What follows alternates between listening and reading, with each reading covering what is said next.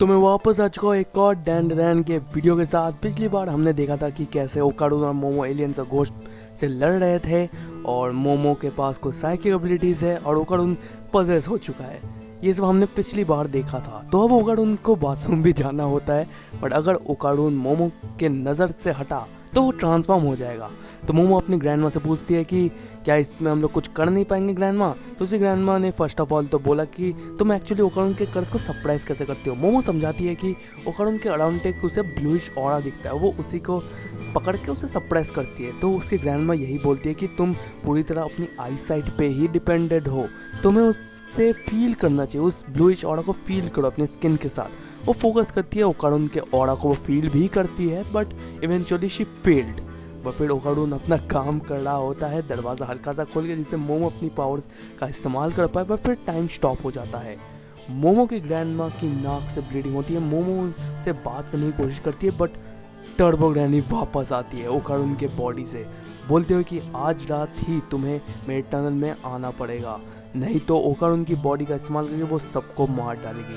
Turbo granny की spirit अब चली जाती है और मोमो की ग्रैंड माँ के एक तलिस्मान को देखती है और वो मोमो से पूछती है कि क्या हुआ बताओ। और अब सीन शिफ्ट होता है जहाँ पे मोमो की ग्रैंड माँ एक रिचुअल परफॉर्म कर रही होती है और ओकाडू ना मोमो भी कुछ ट्रेडिशनल ड्रेस पहने हुए है।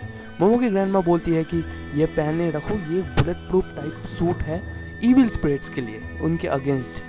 पर फिर मोमो और ओकाडू रवाना हो जाते हैं towards the tunnel. Next scene में हम लोग देखते हैं मोमो ओकाडू को उस टनल में पहुंचते हुए और फिर वो दोनों एक साथ टनल में घुसते हैं with a plan in mind कि उन्हें टर्बो ग्रैनी को शोनो सिटी के बाहर लेके आना होगा। और फिर वो लोग एनकाउंटर करते हैं टर्बो ग्रैनी की एक बड़े से हेड लाइक स्ट्रक्चर को जो उन्हीं की तरफ आ रहा होता है। वो पीछे देखते तो एक और टर्बो ग्रैनी का हेड लाइक स्ट्रक्चर आता है। मोमो एक टर्बो ग्रैनी वाले हेड लाइक स्ट्रक्चर पे बेसबॉल बैट्स की बरसात भी करती है, पर उससे कुछ होता नहीं है। फिर मोमो ओकाडू को ट्रांसफर करती है। ओकाडू एक ग्रैनी पे अटैक करने ही वाला होता है, बट ओकाडू अपनी ह्यूमन फॉर्म में वापस आ चुका है। तो टर्बो ग्रैनी बोलती है कि मैंने उसे उसका सामान वापस दे दिया है और अब ओकाडू का कर्ज चला चुका है। बट जैसे ही टर्बो ग्रैनी उन्हें खाने ही वाली थी, तभी मोमो को उसकी ग्रैंड माँ की बात याद आती है और वो मोमो पूछती है टर्बो ग्रैनी से कि दम है तो हमें स्पीड से हरा के दिखाओ। मोमो बोलती है कि तुम तो टर्बो ग्रैनी हो ना, तो हमें दिखाओ तुम कितनी टर्बो हो। टर्बो ग्रैनी अपने ओरिजिनल फॉर्म में आके बोलती है कि रूल्स क्या है बताओ। मोमो बोलती है कि रूल्स एकदम ही सिंपल है, तुम्हें मुझे पकड़ना होगा 10 मिनट, तुम हमें टाइम दोगी हमें दौड़ने के लिए और फिर 10 मिनट गिनने के बाद तुम हमें पकड़ लेना, दैट्स इट। टर्बो ग्रैनी अपनी काउंटिंग शुरू करती है, वो दोनों भागते हैं, पर जैसे ही वो थोड़ा सा डिस्टेंस कवर करते हैं मोमो को कुछ हैंड लाइक स्ट्रक्चर पकड़ लेते हैं। ओकाडू बोलता है ग्रैनी को कि ये तो चीटिंग है। ग्रैनी अपनी काउंटिंग को कंटिन्यू करती है, बट उसके बाद जो होता है मुझे तो उल्टी आ जाती कि अगर मेरे सामने ये होता तो ओकाडू ग्रैनी के वो काट देता है लिटरली काट लेता है, दांत से काट लेता है और ग्रैनी को बहुत ज़्यादा ही दर्द होता है। ग्रैनी कुछ कर भी नहीं पा रही है और ओकाडू का ड्रेस भी पूरा रिचुअल से कवर है, तो और भी कुछ नहीं कर पाएगी। तो ग्रैनी ओकाडू को पोजेस कर लेती है, पर वो ग्रैनी हिल नहीं पा रही है। मोमो भी ग्रैनी के स्पिरिट को कंट्रोल कर पा रही है, वो अंदर है उस हैंड लाइक स्ट्रक्चर पे और वो स्टिल शी कैन। पहले तो सिर्फ ग्रैनी का थोड़ा सा कर्ज मोमो कंट्रोल कर रही थी, बट अब टर्बो ग्रैनी की पूरी ट्रू फॉर्म अभी अपने ओकाडू के अंदर है, उसे कंट्रोल करी है। ओकाडू पजेस्ड होते हुए भी मोमो को उन स्ट्रक्चर से बचा लेता है, हैंड लाइक स्ट्रक्चर से। बट अभी भी खेल ख़त्म नहीं हुआ है, क्योंकि हम देखते हैं बाउंस पेट को जो एक क्रैब के फॉर्म में है और वो अब अटैक करने वाला है उन दोनों पे।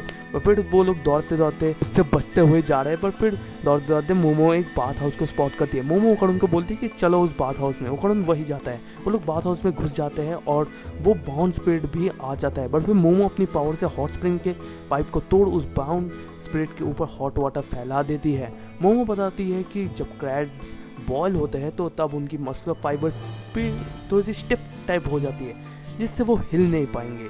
वो दोनों वहाँ से फिर भाग जाते हैं, पर फिर उनके पीछे और भी घोस्ट स्पिरिट्स आ जाते हैं। एक्चुअली आसपास एक ग्रेवयार्ड था और टर्बो ग्रैनी उनसे मदद मांगी है और सारे के सारे इविल स्पिरिट्स आ जाते हैं ओकाडू और मोमो पे अटैक करने के लिए। और अब दोनों ही फंस चुके हैं, एक तरफ बाउंस स्पिरिट और दूसरी तरफ इविल स्पिरिट्स।